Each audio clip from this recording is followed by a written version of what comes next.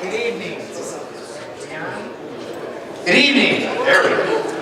All right, like Flo said, my name is Collin Mossbrook. I'm a financial advisor with Strategic Financial Partners here in town. Now I have the pleasure of working with a lot of the awesome entrepreneurs that we have in this community. So today, to get started, I'm going to tell you a little personal story and then tell you a few ideas on how I can help with your business or some things you should look for as a business owner as you move forward and help you get from where you are today to where you want to be in the future. Good old disclosure for compliance. I'm going to tell you a story about my first client that I had. This client was a business owner, ex-pro Honda motocross racer, and he started a company called Eagle Mountain in upstate New York. Eagle Mountain started as a construction company in the side of a church office when Doug, the CEO, told his father he wasn't going to go to Boulder to study veterinarian school, he was going to start his home business 2 weeks before. So he rented office space out of the side of a church, started getting contracts with business owners here in town, and started building on some construction. Well, in about 2000, we all saw the Green Revolution kick in and saw a lot of subsidies going towards people that were investing in green, and he saw an opportunity in a niche market. So what he did is he changed his business model and started offering radiant heat, geothermal, winter cooling, all of these great alternative energies as a resource to home builders that were building new homes. Pre-2008, as you can imagine, business was booming, right? Around 2006, business was so busy that he didn't have enough manpower to maintain it all, and it was time to expand. So he thought it was going to continue forever. People were building homes at rapid paces, and he decided to take $1.5 million out of his retirement account, get $1 million loan from the bank, and build that $2.5 million facility that you see there in that picture. Beautiful facility. While Doug finished construction in February of 2008. And as you can tell, with being in construction, we all went through the recession here in this room. It was not a good time. So that August, Doug had finished hiring 25 new employees and fully built out his business, and business stopped. So what did he have to do? He had the banks come, put a padlock on the door, they foreclosed on the building. So he moved all this stuff back into his little shop there at the bottom. It was a family-owned business, so we started bringing the kids in at night to help fill some of the orders because he had to lay off all of the shop employees. But he made it work. So 2 years into that, he started negotiating with the banks. They took the whole building, proceeded to file a judgment against him for an additional $300,000, and he was really in the shitter, right? He's feeling some pains. A year later, he finds out he's diagnosed with lymphoma cancer in his tonsils, and so now he's fighting another health battle. So he makes it work. He gets up every day, shows up to work, and makes it happen because that's what he does for his family, and that's what you business owners do as a small business owner. So at about 2016, finally pivoted his business model and saw that 70% of his revenue was coming from the 10 largest home builders in the East Coast. He saw that as a business owner, he was more focused on running a business and lost sight of dealing with the customers that he served. And so he pivoted, went back to those home builders and said, hey guys, I'm in the same boat that you are. How can we work together and how can we get through this? Those business owners helped him and he got them leads. Together, they succeeded. So, at about 2018, I'm proud to say that this first client is actually my father. And some of those people in that picture is actually, I took that picture and those are my little brothers. And so I lived this life. This was my high school. I would come home after staying at school all day and I would go right to the shop and help build these big slinkies and build control panels. Because that's what you do as a small business owner, right? You get the job done. And so leading with that, I want to share some tactics and some ideas for you guys to help you get from where you are today to where you want to go. And use that example as, no matter what the market conditions are telling you, always have options. Always second check yourself. Get a team on board and help question these ideas and these investments, right? Don't pull from your IRA immediately and some things like that. So, business owners have a lot of different priorities than your average individual, right?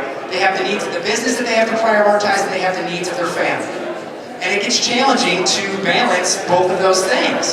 So business owner priorities, right? Revenue growth, managing expenses, financial security. Well, at the same time, you have to worry about your financials, your family's financial security, how your family's going to grow, how are you going to pay for your kids' education, and a lot of these things. But as a business owner, as you all know, there's no time, there's no hurry, there's no plan, there's no information unless you take the effort to go do it yourself. You've got to make it work for you. You have to prioritize your time horizon and define your objectives. So 2 things we're going to look at today is making it work for you personally, and making it work for you as a business. Some of the personal objectives, risk management. We all know about risk, as Warren Buffett said, who was one of the reasons that I'm in finance. If you don't lose money, you're winning the game. Who's dependent on you in your business, right? What risks are you taking on it every day that exposes you to liabilities that may sacrifice your whole business? And how are you managing these risks? We all know people that have no problem wearing their seatbelt in the car but hate to fly, right? People are so rational about risk, but when it's framed in a mindset where it's not relevant to you, or it doesn't impact you on a daily basis, or you don't have a family member that went through long-term care, it's not relevant today, right? But all of these things we need to look out for as a business owner. Retirement and other goals. Cash flow, expenses, debt. One thing that my family didn't realize was the debt burden doesn't go away when you declare bankruptcy. They can still come after you. They filed a $350,000 judgment against my family. They started showing up and taking vehicles. They can tell you, you only need 1 vehicle to take your kids to work. You don't need 2. We won't touch the house because you need a place to live, but your toys, all these expenditures. I went to private education. That, fortunately, was one thing that my parents didn't give up, but they showed up and they took things. You have to watch out for how some of these things are going to impact you if your business stops. Estate planning. A lot of us think that we're never going to die, we're going to be here forever, we don't set a plan until we're old and crippled and going out the way. Who's going to get your stuff? If you have 2 kids, and one of them likes to be a ski bum and Telluride, and likes to smoke pot and drink alcohol and not work a day in his life, and then you also have a kid that's going to Harvard studying business law, but if you pass and those kids get it equally, do you want both of those kids running your business? So who's going to get it? That's some of the personal objectives you look at. Now we're going to take a look at a few of the business objectives. Protecting your business. You'll see that a lot of these business objectives are very similar to your personal ones. What are some drivers behind the value of your business? Are they protected? A lot of us have no problem protecting IP and patents, but are there key employees that we can't afford to lose, that we need to insure as well? Employee benefits.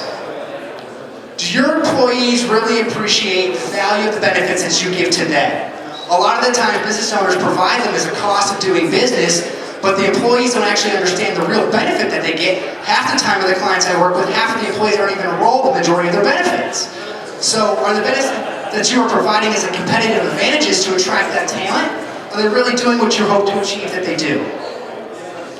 Are they bringing in the best and brightest? And the future exit. So for all of you business owners in here that think you'll never sell your business or you'll never leave, the odds of exiting your business are 100%. And they can happen in 1 of 3 ways. You can plan your exit, which lets you choose who, when, and how. You have an unexpected exit via death, lets you choose who and how. Or you don't plan, which doesn't let you choose anything at all. And then you can bring it all together. Start with the end in mind. A lot of business owners start with the idea or the cool new thing and have no idea how they're going to exit or what their plan is for growth. Start with the end in mind. You have to lay out your personal and business objectives. You have to separate those 2 and understand where you are today. If you need help, get an advisory team. There's many, many people in this room that will be willing to help you out, be willing to sit on your board, be willing to help educate you. Look at the resources that you have in your community. And with that, I'd like to just wish you all the best of luck on your adventures. And as you guys continue to grow and thrive, if there's any way that I can be a resource to you in your business, please let me know. Thank you.